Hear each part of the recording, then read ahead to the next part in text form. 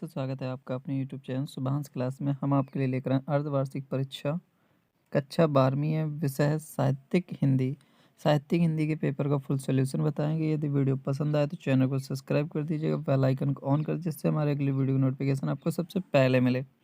यदि आपने बाकी सभी पेपरों के फुल सॉल्यूशन नहीं देखे हैं तो हमारी प्ले लिस्ट पर UP board half yearly exam paper 2021-22 पर जाइएगा। वहां आपको कक्षा 9वीं 10वीं 11वीं 12वीं सभी सब्जेक्टों के फुल सॉल्यूशन मिल जाएंगे। द्विवेदी युग की पत्रिका है। ऑप्शन दिए गए हिंदी प्रदीप्त, हंस, प्रताप और धर्म युग। तो राइट आंसर क्या हो जाएगा इसका? प्रताप। द्विवेदी युग की पत्रिका है कौन सी है? प्रताप। हिंदी प्रदीप्त किस युग की कविता है? भारतीय हिंदी युग की। इसके बाद दूसरा क्वेश्चन है आचार्य महावीर प्रसाद द्विवेदी द्वारा संपादित पत्रिका है। तो ऑप्शन दिया गया है हंस, सरस्वती, ब्राह्मण, इंदु। तो राइट आंसर क्या हो जाएगा? सरस्वती। क्या हो जाएगा? सरस्वती। इसके बाद नेक्स्ट क्वेश्चन है, क्वेश्चन नंबर तीसरा है प्रेमचंद का उपन्यास नहीं है। कौन सा नहीं है? गोदान, निर्मला, रंगभूमि, त्यागपत्र। तो राइट आंसर क्या हो जाएगा? त्यागपत्र। क्या हो जाएगा? त्यागपत्र।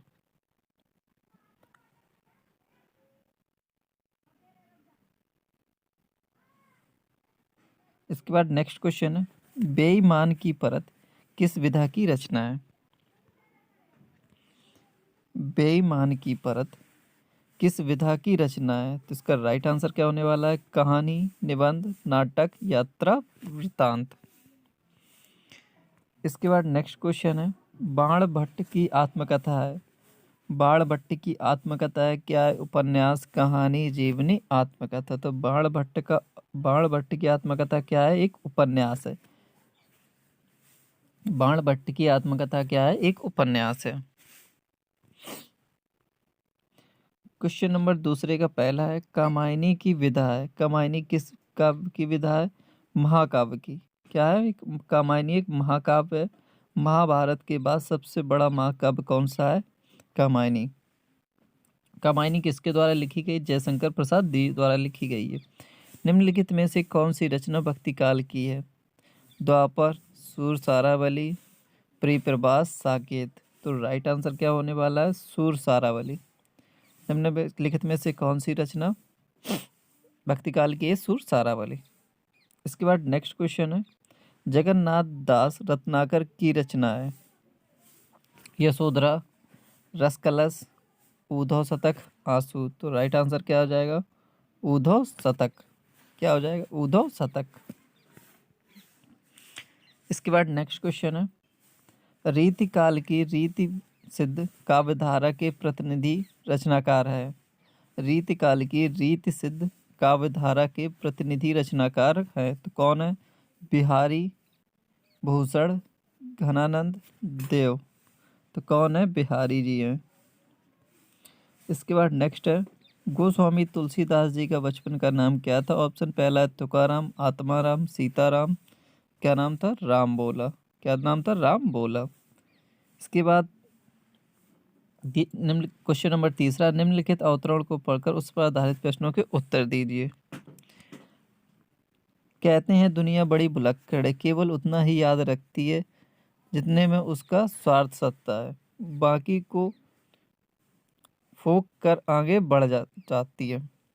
शायद अशोक से उसका स्वार्थ नहीं सदा, क्यों उसे वह याद रखती, सारा संसार स्वार्थ का अखाड़ा ही तो है। प्रस्तुत गद्यांश किस पाठ से लिया गया? इसके लेखक का क्या नाम है? तो इसके लेखक का नाम है हजारी प्रसाद द्विवेदी।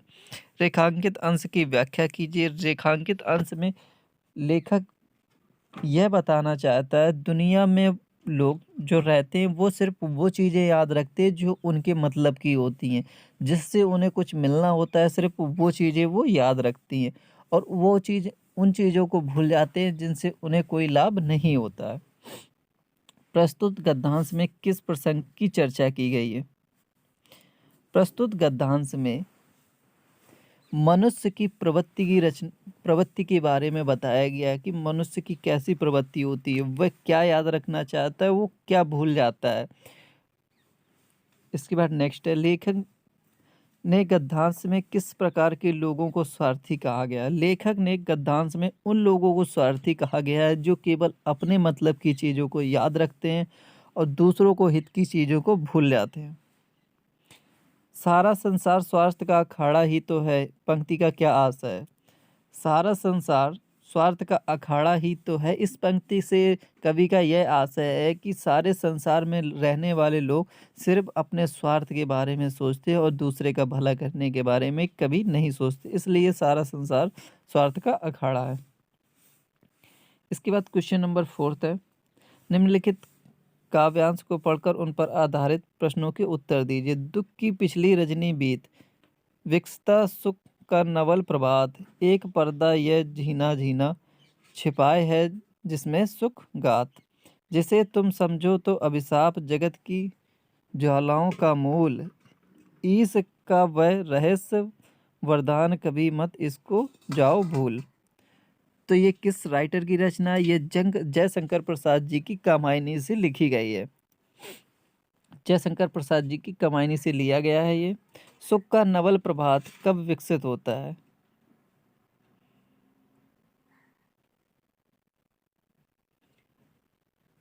जब सुख का प्रभात कब विकसित होता है? जब दुख की पिछली रजनी बीत जाती है। सुख का नवल प्रभात कब विकसित होता है? जब दुख की रजनी बीत जाती है, इसके बाद सुख का प्रभात होता है। दुख और सुख के बीच की दूरी को कवि ने किससे व्यक्त किया है? दुख और सुख की दूरी को कवि ने एक रात की तरह, एक रजनी की तरह व्यक्त किया है। जिस प्रकार रजनी आती है और सूर्य निकलता है, शाम ढलती है, सूर्य निकलता है, उसके बीच का जो टाइम है उसे दुख और सुख का टाइम उसने बताया है। नवल प्रभात किसका प्रतीक है? नवल प्रभात सुख का प्रतीक है। नवल प्रभात सुख का प्रतीक है।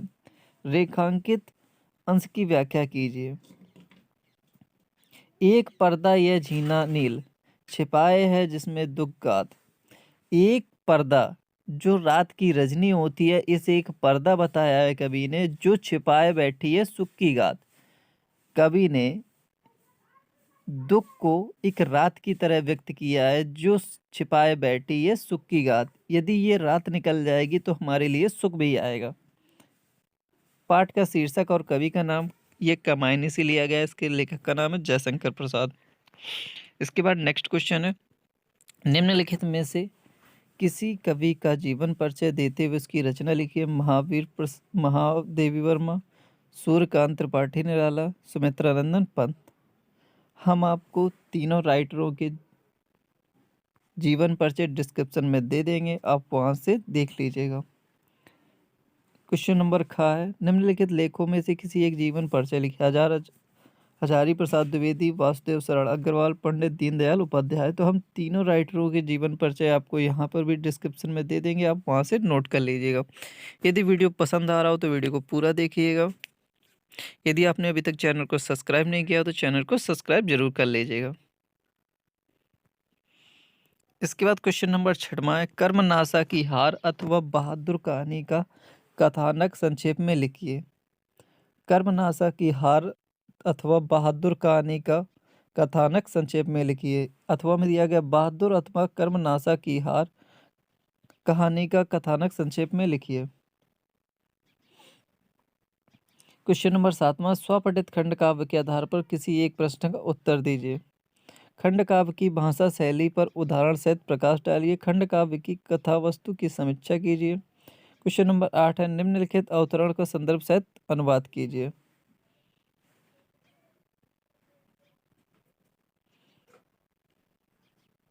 इसके बाद क्वेश्चन नंबर 9 है, निम्नलिखित प्रश्नों में से किन्हीं दो प्रश्नों के उत्तर संस्कृत में दीजिए। तो 4 प्रश्न दिए गए हैं आपके, इनमें से 2 को आपको संस्कृत में उत्तर देने हैं। इसके बाद नेक्स्ट है करुण रस। करुण रस अथवा शांत रस की परिभाषा उदाहरण सहित दीजिए। करुण रस या शांत रस की परिभाषा उदाहरण सहित हम आपको डिस्क्रिप्शन में दे देंगे, आपको वहाँ से करुण रस, शांत रस और बाकी सभी रसों की परिभाषा उदाहरण सहित मिल जाएंगी सबसे सरल भाषा में। चौपाई अथवा सोरठा छंद का लक्षण उदाहरण सहित। चौपाई अथवा सोरठा छंद का लक्षण उदाहरण सहित हम आपको डिस्क्रिप्शन में दे देंगे, वहाँ से आप नोट कर लीजिएगा। चौपाई अथवा सोरठा छंद का लक्षण उदाहरण सहित। श्लेष अथवा यमक अलंकार की परिभाषा उदाहरण सहित, ये हम आपको डिस्क्रिप्शन में दे देंगे। श्लेष अथवा यमक अलंकार की परिभाषा उदाहरण सहित। इसके बाद नेक्स्ट है, निम्न में से किसी एक विषय पर अपनी भाषा शैली पर निबंध लिखिए। 9 नंबर का है ये। मेरी प्रिय पुस्तक, कंप्यूटर की उपयोगिता, लोकतंत्र में मीडिया की भूमिका, विद्यार्थी और राजनीति। इसके बाद क्वेश्चन नंबर 12 है, संधि विच्छेद करना, ग्राम्य अपि, ग्राम धन अपि। इसके बाद नायक का संधि विच्छेद,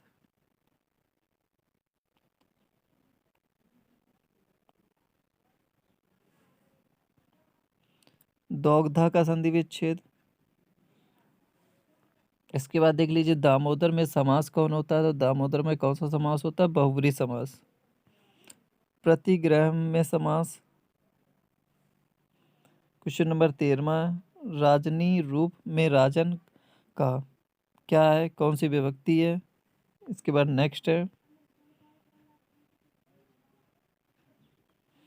क्वेश्चन नंबर खा, देख लीजिए, किस धातु, लकार, पुरुष, वचन। इसके बाद है रेखांकित पदों किसी एक में प्रयुक्त विभक्ति और उसमें संबंधित। क्वेश्चन नंबर 14 है,